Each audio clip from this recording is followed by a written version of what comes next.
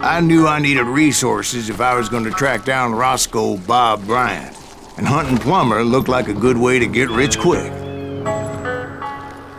As the local vigilantes exposed him as the leader of the bandits, and put a generous price on his head. Plummer rallied his gang to plunder one last gold mine before making their escape, and that's where I thought I'd find him.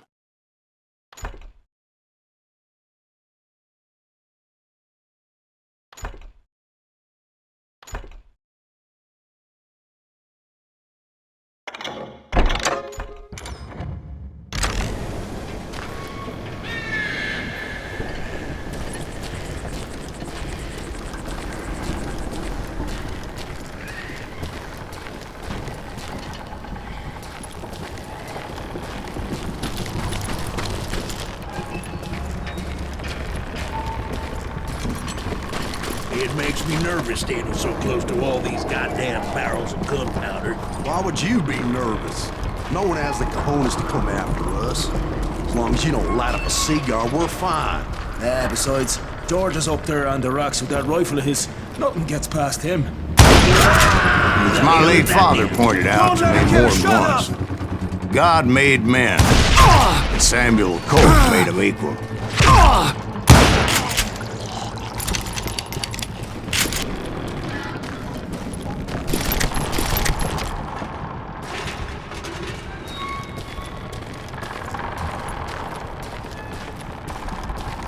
I knew that dynamite wasn't mine, so I decided the polite thing would be to return it. It was the biggest gold rush since Sutter's Mill in '48.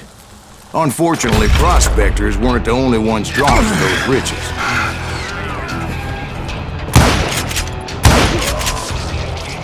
There were thieves and killers, robbing travelers and hijacking gold shipments.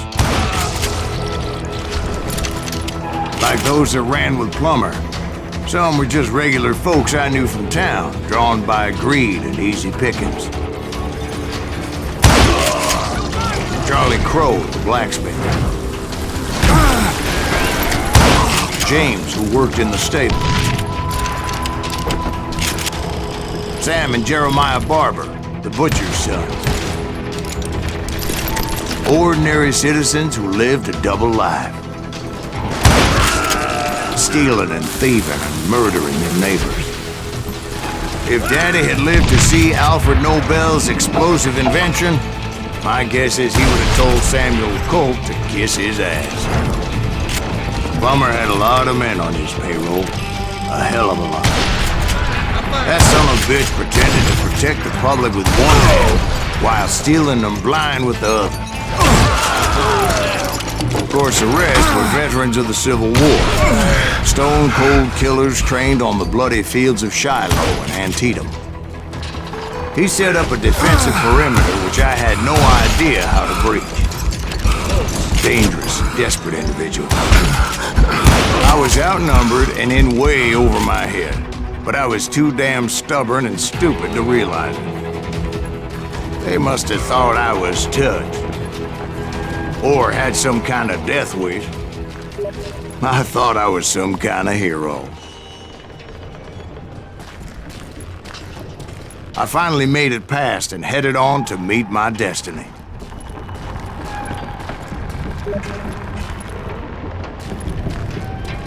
But first, I had something I needed to figure out. I had a few ideas on how to get into that mine, but once I made my decision, I knew there was no turning back. So my first thought was to enter the nearest mine portal. I saw an entrance. It made sense.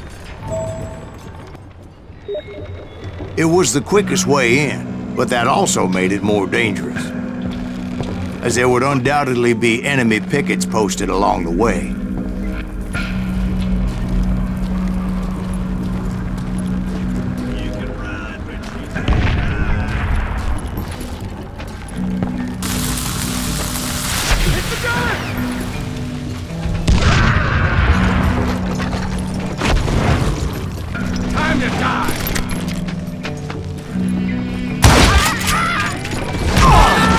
Besides, once you enter a mine like that, it's easy to get all turned around. And that confusing maze of corridors wouldn't even be the worst of it. Some of those shafts could be as deep as hell.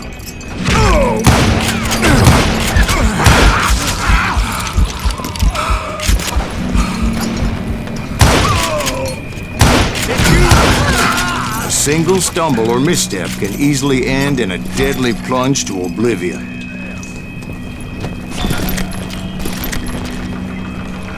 Time to blow this shit up. Get down.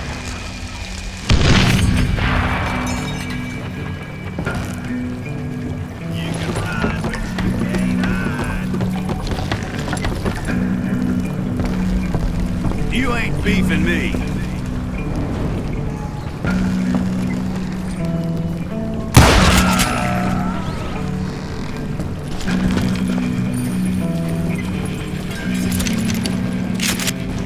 Quick reflexes often make up for a lack of common sense.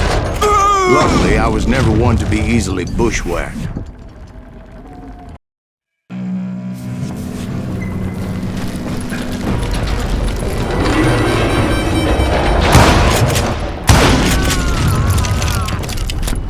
I would just need to be careful not to blow myself to kingdom come.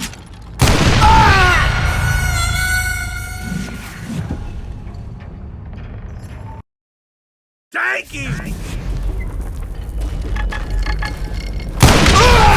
As a boy, I always loved the 4th of July. Take that asshole out!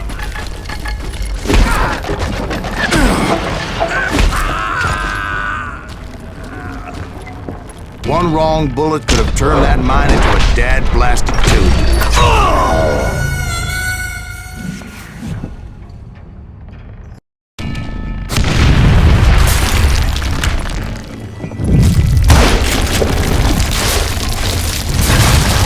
Freely admit my plan of attack was not just moronic, but clearly insane.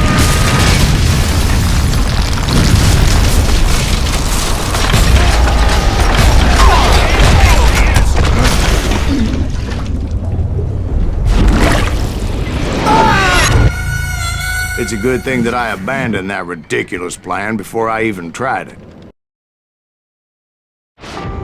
Instead, I spotted a ladder, a way into the mine from the opposite side.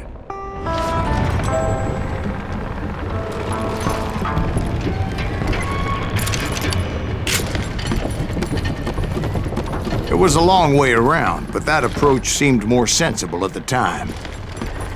Of course, being I had a problem with heights, that scaffolding scared the bejesus out of me.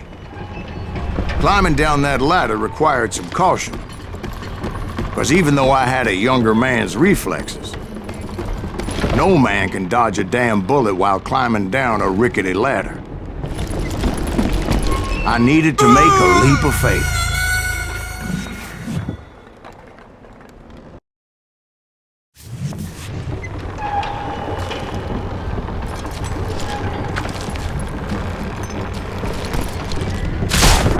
I was determined not to give up, however.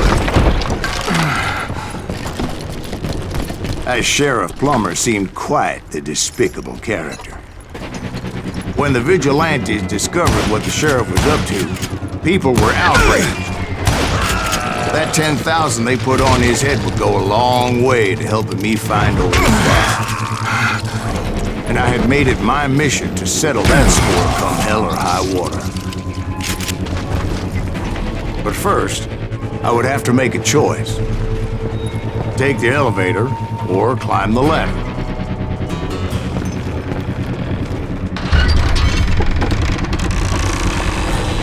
I picked the more convenient and more dangerous route.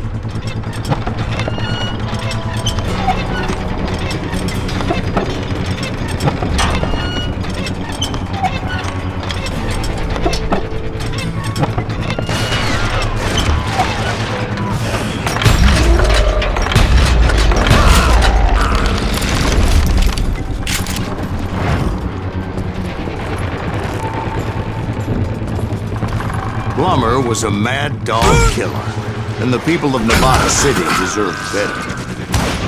Nevada City? Well, I thought Plummer met his maker in Bannock, Montana. Right, well, he was the sheriff of both places at one time or another, but that's neither here nor there. The point was, taking him down would save a lot of lives, including my own.